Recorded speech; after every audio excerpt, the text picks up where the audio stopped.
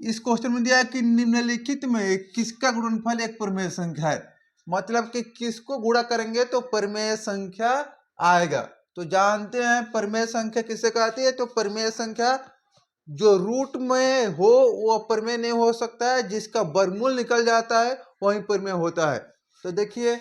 यह 5 3 कितना होता है, मतलब आपका रूट 15, इसका वर्गमूल नहीं होता है तो यह परिमेय संख्या नहीं हो सकता है। या 9 7 कितना होता है 63, तो यह भी रूट में हुआ, इसका भी वर्गमूल नहीं निकल सकता है, तो भी परिमेय संख्या नहीं हो सकता है। या 8 दूना कितना होता है रूट 16, 16 का वर्गमूल कितना होता है 4 चुके 16 होता है, वर्गमूल 4, इसलिए कौन परिमेय संख्या है, तो हमारा यह रूट 8 इंटू रूट 2 क्या है, परिमेय संख्या है। चलिए अब हमारा नेक्स्ट क्वेश्चन जो है, देखिए यह आपका क्वेश्चन कह रहा है 12 नंबर जो क्वेश्चन दिया हुआ है, निम्नलिखित में कौन 154 का अभाज्य गुणनखंड है। देखिए 154 का अभाज्य गुणनखंड करके दिया हुआ है, बताना है आपको कि कौन सा ऐसा संख्या है, मतलब इसमें से कौन जो है 154 का अभाज्य गुणनखंड है। तो आप ऑप्शन से भी आसानी से चेक कर सकते हैं। तो देखिए इसको अगर 2 बार गुना करते हैं तो 2 दूना 4, 4 7 28, और 28 से 11 में गुना करेंगे तो जानती है 10 बार में ज्यादा हुआ तो ये भी नहीं हो सकता है। 11 के स्क्वायर ऑलरेडी है तो भी बहुत ज्यादा हो जाएगा, 2 दूना 4 दूना 8 बार करेंगे तो, और 7 से 11 में करेंगे तो ये भी ज्यादा आएगा। कौन सही हो सकता है, तो ये आपका सही हो सकता है। कैसे, तो देखिए 2 7 14, 14 से गुना करें तो 14 कम 14 का 4, हार लगेगा कितना आपका, तो 1 आएगा, फिर 14 कम 14 कितना हो गया 15, तो इसको गुणा करने के बाद कितना है 154, तो 154 का गुणनखंड कौन होगा, तो यही होगा 2 गुने 7 गुने 11। अगला हमारा क्वेश्चन हो गया, देखिए यह क्वेश्चन कह रहा है 30 नंबर क्वेश्चन जो है आपको यह बता रहा है कि निम्नलिखित में कौन एक घातीय समीकरण है, मतलब ये जो ये समीकरण है इसमें से किसका एक घात है, किस समीकरण की एक घात है। तो देखिए यह तो x प्लस में इधर भी प्लस में दोनों कट कर खत्म हो जाएगा, तो यह समीकरण नहीं है, लेकिन फिर भी यह अचर समीकरण हो गया और एक घातीय समीकरण नहीं हुआ। यहाँ पर देखिए इसमें यह एक्स स्क्वायर है तो द्विघातीय समीकरण हो गया, इसमें भी एक्स स्क्वायर है तो भी द्विघातीय समीकरण हो गया। आपको पता नहीं ये घातीय, तो इसको आप ए प्लस बी का होल स्क्वायर पर तोड़ेंगे तो आएगा आपका क्या है x square plus 2x plus 1, ठीक है। तो इधर भी आपका कितना है एक्स स्क्वायर प्लस 4x और प्लस 2, तो एक्स स्क्वायर से एक्स स्क्वायर खत्म हो गया, क्या बचा x बचा, पावर कितना है तो 1 है, तो यह हमारे घातीय मतलब पावर कितना होना चाहिए 1 होना चाहिए, तो इसलिए हमारे आंसर कौन होगा बी, यह हमारे घातीय समीकरण हो जाएगा। चलिए नेक्स्ट क्वेश्चन जो हो गया आपका 40 नंबर क्वेश्चन आपको दिया हुआ है, इसमें आपको बताना है कि कौन सा द्विघात समीकरण है। तो देखिए द्विघात समीकरण कौन नहीं होता है, पहले यह जान लीजिए कि द्विघात समीकरण कौन नहीं होता है। अगर x कभी भी बट्टा में आए तो द्विघात समीकरण नहीं होता है, x का पावर कोई भी संख्या माइनस में आए तो द्विघात समीकरण नहीं होता है, x का पावर अगर x अगर रूट में आता है तो द्विघात समीकरण नहीं हो सकता है। समझ गए कि x का पावर माइनस में कोई भी संख्या आ जाए तो वह द्विघात समीकरण नहीं होगा, x बट्टा में रहे तो माइनस तो द्विघात समीकरण नहीं होगा, x रूट में रहे तो द्विघात समीकरण नहीं होगा। तो द्विघात समीकरण कौन हो सकता है, तो देखिए अब यहाँ पर बताना है कि आपको द्विघात समीकरण कौन है। तो देखिए सिंपल में आपको दिखाई दे रहा है, अभी मैंने बताया कि बट्टा में रहते नहीं हो सकता, इधर एक्स स्क्वायर से एक्स स्क्वायर खत्म होकर यह भी द्विघात समीकरण नहीं हो सकता, इधर आपको गुण मल्टीप्लाई करेंगे तो एक्स स्क्वायर इधर ही बनेगा, एक्स स्क्वायर इधर ही बनेगा तो कट के खत्म हो जाएगा। यहाँ पर 2x स्क्वायर है तो ये क्या है कि देखिए x तो बट्टा में है नहीं,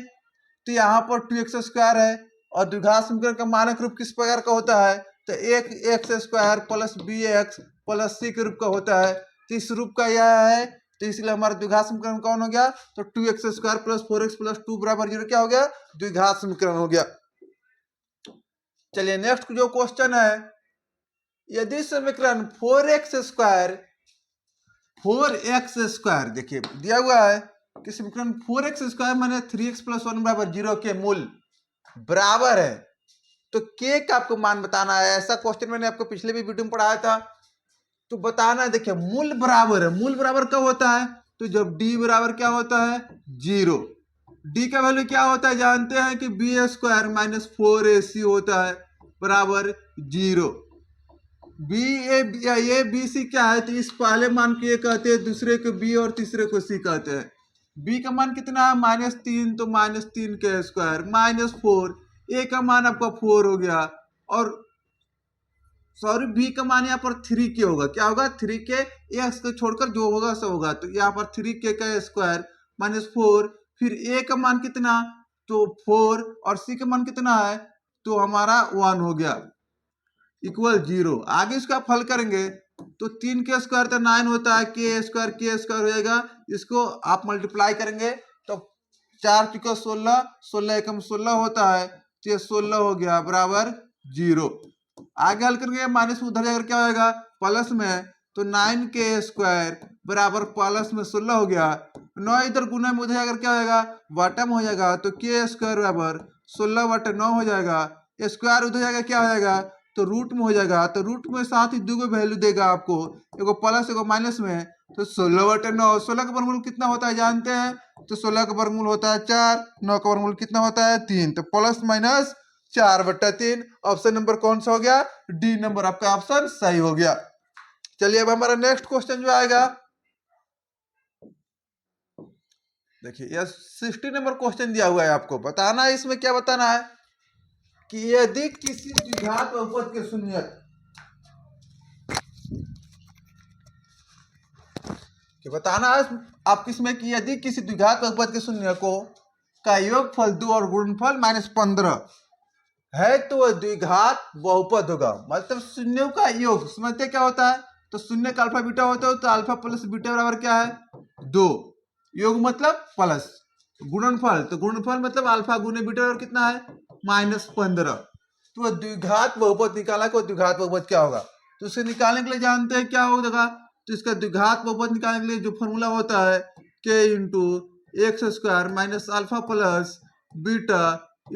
x प्लस अल्फा बीटा, यह फॉर्मूला हो गया क्या निकालने का, तो ये आपका हो गया द्विघात बहुपद निकालने का फॉर्मूला। अब इसके अनुसार आप बनाने की कोशिश करेंगे तो k क्या होता है, तो कोई जो होता है इसके अगर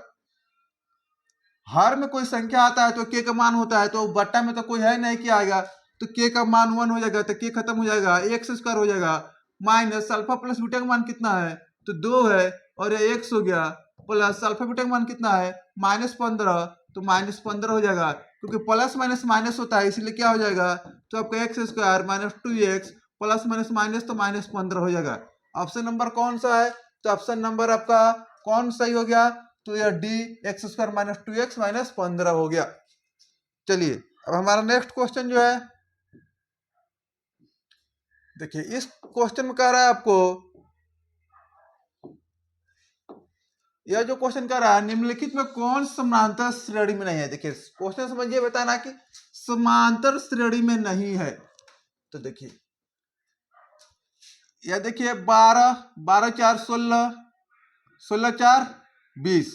सब में 4 4 का अंतर है, तो यह समांतर श्रेणी में है। या देखिए ए के बाद फिर ये 2 बढ़ा फिर 2 बढ़ा, तो इसमें भी 2 2 का अंतर, तो भी समांतर श्रेणी में है।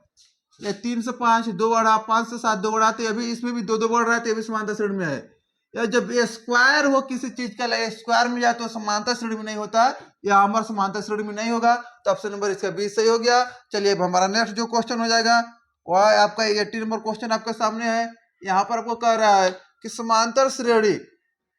√2, √8, √18, 32 का सार्वंतर है। तो देखिए √2 का तो √2 हो गया, √8 इक्वल कितना होता है, तो 8 में से 4 का वर्गमूल होता है, 4 दूना 8 होता है, तो 4 का वर्गमूल 2 हो गया, और बाकी 2 √2 में बच गया। ठीक है,